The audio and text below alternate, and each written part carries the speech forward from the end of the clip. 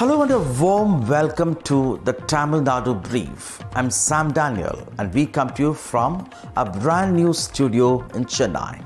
The headlines first. The Madras High Court directs the Enforcement Directorate to respond over its recent searches at Tasmac.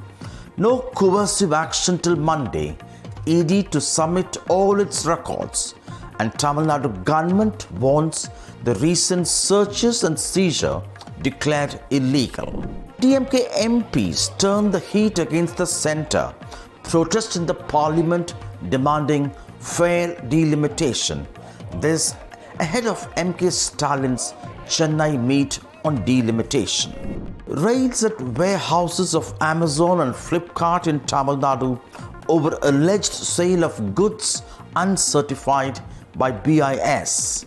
The Madras High Court today directed the Enforcement Directorate to file its counter on Monday over the petitions filed by the Tamil Nadu government and its liquor vending agency Tasmac. Judges asked the Enforcement Directorate to have no coercive action till Monday and questioned the manner in which the central agency had exercised its powers, particularly questioning the need to detain all the employees of the Tasmac headquarters from its MD to the security guard for 60 hours, giving them just a 6-hour break at night, including women employees. The court also questioned why the ED did not provide details of the predicate offence to Tasmac. Tasmac wants the recent searches and the seizures made there illegal or declared illegal, and no harassment of its employees in the name of investigation. The Tamil Nadu government and Tasmac claim the ED did not provide them the search warrant nor copies of the enforcement complaint information report. The MD, an IS officer and few other officials, Tamil Nadu government claims, were forced to give oral statements and to answer a questionnaire which it calls coercion, which will not stand legal scrutiny. The Supreme Court in the past has been extremely critical of the Enforcement Directorate in several other cases, and in this case, the ED had recently alleged corruption in transport and sale of liquor, besides in appointments and transfers within Tasmac. Liquor, it alleges, was sold at a higher price between 10 and 30 rupees more than the maximum retail price for every bottle. ED also alleges a well-orchestrated modus operandi to generate large sums of unaccounted cash by inflating expenses, particularly by bottling companies in collusion with distilleries, and unaccounted cash to the tune of 1,000 crore rupees siphoned off.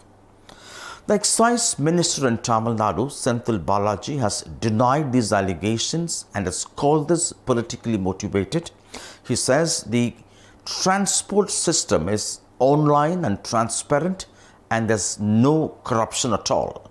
With regard to liquor being sold at a higher price, he says already the department has filed police cases and investigation is underway.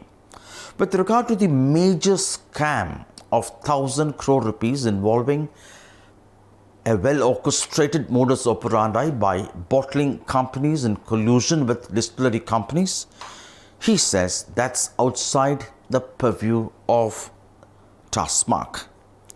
He calls the ED's action politically motivated, particularly because of the tough stance taken by Chief Minister MK Stalin with regard to the national education policy and delimitation, something the BJP has denied. The DMK MPs today intensified their protests against the centre over delimitation by protesting in the parliament, demanding fair delimitation, as they call it. This in a bid to turn the heat on the centre ahead of Chief Minister MK Stalin's Chennai meet on delimitation in which 3 chief ministers and 1 deputy chief minister have confirmed their participation. Dressed in white shirt with slogans saying fair delimitation, the parliament was ultimately adjourned for violation of dress code by these lawmakers. Southern states over the last several decades have effectively controlled their population, and now they are worried that population-based delimitation, particularly taking into account the 2026 census-based population, could lead to a situation of them losing their present proportion in the parliament.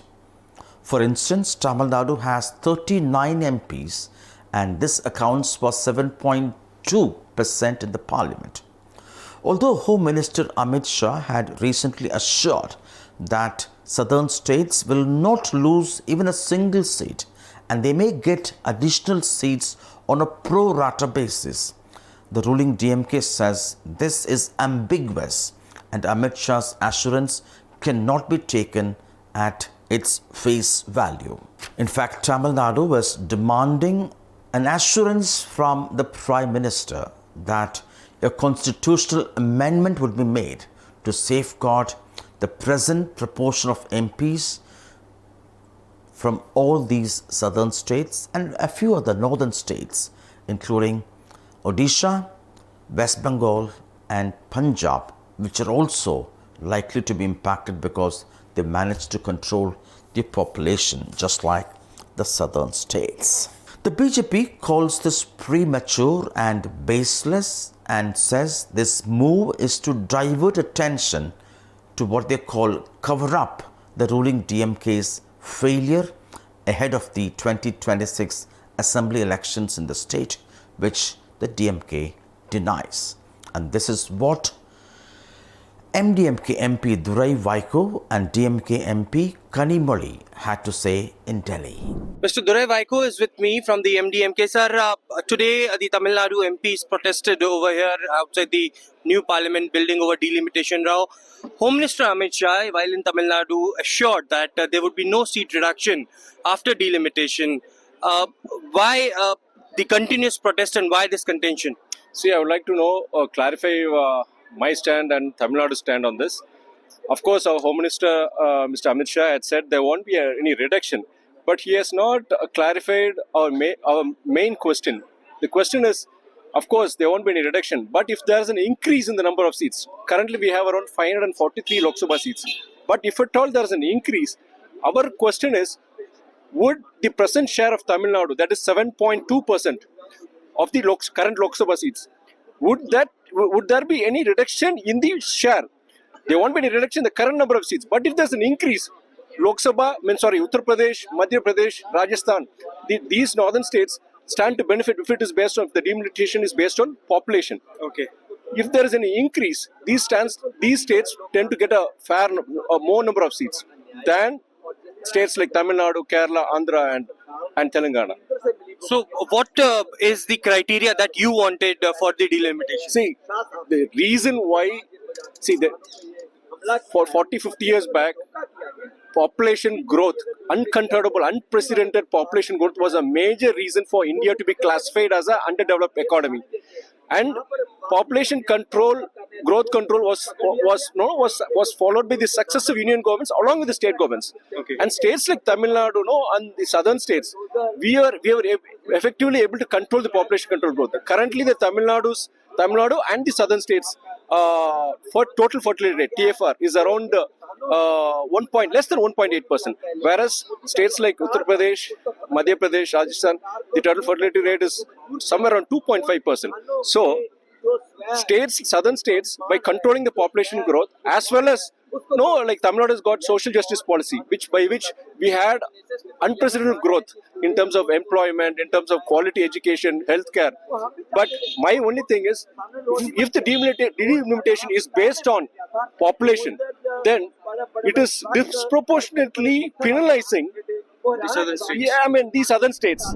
This is a new rule I think they've invented this morning.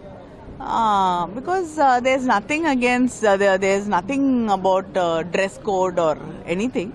And we have in the past seen, different parties wearing, slogans and T-shirts and coats and coming to Parliament. And BJP also has protested inside Parliament. But today when the opposition protests, they are not able to take it. And in a crackdown against sale of goods that are not certified by the BIS, particularly goods that belong to categories that require mandatory certification by the BIS, officials of the Bureau of Indian Standards have raided warehouses of e-commerce majors Amazon and Flipkart in Thiruvallur district of Tamil Nadu, adjoining Chennai.